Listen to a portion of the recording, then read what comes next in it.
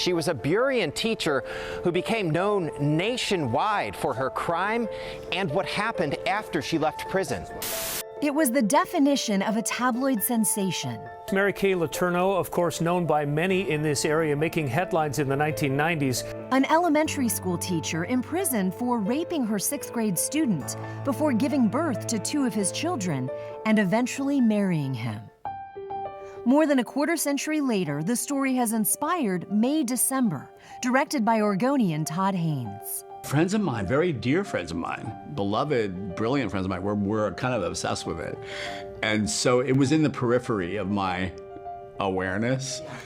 Oscar winner Julianne Moore plays the Mary Kay-like character, Gracie.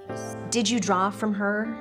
I did. In the character, the story is inspired by that story, so it's not a depiction.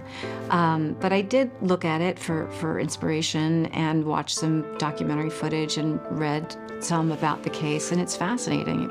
There was a lot of her hyper-femininity that I drew from, and her insistence on romance. The film explores the question, what would a marriage like that look like after 20 years? Oscar winner Natalie Portman plays Elizabeth, an actress set to portray Gracie in a movie.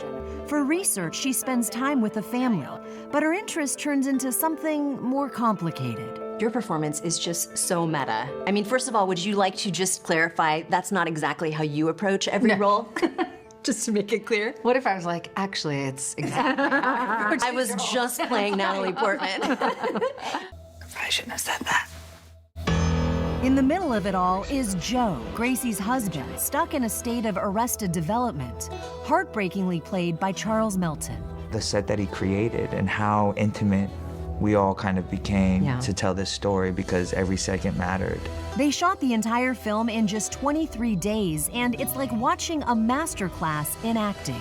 When you know you've nailed it, how does that feel? I think that there is something that is blissful about those rare moments when you're just in it. It's like being hypnotized sometimes. You're like, I don't know why I'm doing this. You know, it's like it sort of starts to take you over.